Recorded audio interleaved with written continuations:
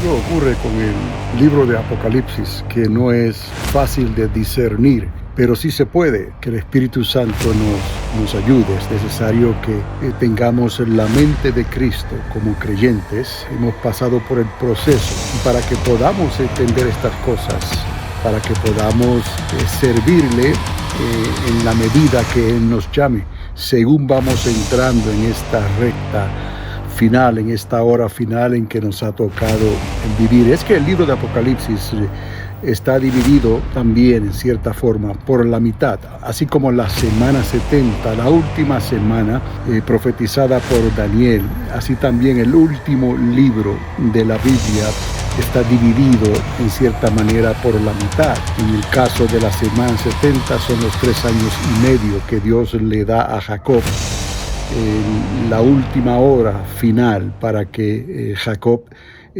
pase por ese proceso que lo va a preparar para mirar al que traspasaron y van a creer. Durante esos primeros 3 años y medio cosas extraordinarias van a pasar que no necesariamente se ajustan y se acomodan a nuestra manera de pensar, incluso a las leyes de la naturaleza y a las leyes de física como la conocemos, la física clásica. Pero ya entendemos que hay otra física que no es necesariamente compatible con la física clásica. Estamos hablando de la física del mundo de lo invisible, súper pequeño, ¿no? Donde se mueven los átomos y los electrones, por decirlo así. Es una física muy diferente, es la física cuántica, ¿no? Es donde se llaman las cosas que no son como si fuesen. Es donde hay superposición, ¿no?, de esas partículas que no se comportan como uno lo puede comprobar bajo la física clásica, ¿no? Pues aseguran que nadie ha visto un electrón jamás, pero pueden discernir dónde está y pueden discernir en qué estado se encuentra, ¿no? Pero volvamos otra vez a la semana 70. Esa primera mitad de la semana 70 pudiera relacionarse con la física clásica, ¿no?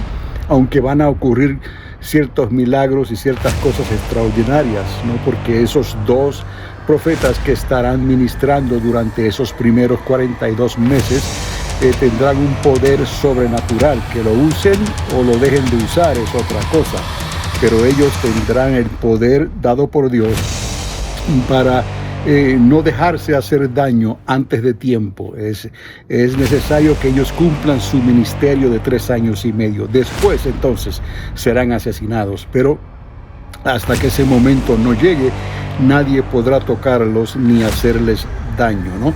Pero ese es la primera mitad donde Israel estará otra vez levantando el nombre de Dios como nunca antes, que ha sido la misión de Jacob y de Israel siempre, levantar el nombre del Señor, ¿no?, entre las naciones de la tierra, y lo estarán haciendo durante esos primeros 3 años y medio. Pero luego todo cambia en la segunda parte, en la segunda mitad. Ahí podemos comparar esto con la otra física, la física cuántica, ¿no?, la del mundo invisible, donde se llaman las cosas que no son como si fuesen. Entonces el libro de Apocalipsis, en cierta manera, no tiene 2 etapas, donde llega un momento que comienzan a suceder cosas que no pueden, entenderse bajo el lente de la ciencia, de la física clásica, la física que conocemos hoy en día. Llega un momento en que tendríamos que aplicar la física cuántica, ¿no? El enlazamiento de las partículas, ¿no?, el movimiento de esos electrones, si están aquí o si están allá, si se manifiestan, ese enlazamiento, ese comportamiento de superposición, ¿no?, que se le aplica entonces a las partículas subatómicas, como se le llama. Entonces entendamos que hay una correlación, hay una relación entre el mundo de Dios, donde Dios se mueve, la dimensión en que se mueven los ángeles, con la mecánica cuántica, ¿no? Entonces llamar las cosas que no son como si fuesen, ¿no? El decir que algo es y luego no es. y luego será. Oiga bien, voy a repetir esto porque en el libro de Apocalipsis se encuentra esta declaración: un personaje que es, que no es y que será. Es como si hubiera una suposición ahí. En lugar de ser algo binario de 1 y 0, hay algo más que 1 y 0. Entonces entramos en 1, 0 y 1, o menos 1, más 1. Entonces las cosas cambian drásticamente si lo miramos de esa forma, porque las posibilidades entonces aumentan exponencialmente. Igual en el caso de la ciencia de la física clásica, ¿no? Que hay fórmulas que ya están establecidas y tienen que dar un resultado concreto, ¿no? En las, digamos, en la ciencia cuántica, en la física cuántica, no hay nada garantizado. Entonces las cosas ocurren en ciertos momentos bajo probabilidades, probabilidades que esté aquí, probabilidades que esté allá, probabilidades que haga esto o probabilidades que haga lo otro. Sí va a ocurrir, pero no hay control. Está en el mundo invisible y esas partículas prácticamente se comportan como ellas quieran, fuera del límite, ¿no? de la física clásica que tenemos y conocemos hasta el día de hoy. Y esto es cuando comparamos entonces lo que ocurre en el cosmos, lo que ocurre en el universo, ¿no? Entonces nos damos cuenta que hay mucho más que no entendemos, ¿no? Entonces parece ser que en ese tiempo de la última semana, en ese tiempo de la segunda mitad más precisamente, entramos en ese nivel de probabilidades y de cosas que no se pueden explicar. 7 sellos, 7 trompetas, 7 copas de la ira y los 7 truenos que no se identifican, no se escribe nada sobre ellos, pero están ahí. Entonces nos damos cuenta que todas las cosas que tienen que ver con el séptimo sello, con la séptima trompeta y con la séptima copa de la ira, ocurren a la mitad de esa semana 70. Es como si se preparara el escenario y Dios mueve todo lo que es séptimo, el sello, las trompetas y las copas de la ira, y lo sobreimpone en el medio de esa semana. Y entonces ahí se unen todas las cosas. Hay una convergencia, es lo que quiero decir. Hay una convergencia en la mitad de la semana. Hay una convergencia en que hay silencio, ¿no? Por media hora. Hay una convergencia en que no se sabe exactamente lo que está ocurriendo allá en los cielos. Hay una convergencia en ese punto medio, ¿no? Donde las cosas luego comienzan a moverse, digamos, en la física cuántica ya. Ese que era, ese que no es y ese que será.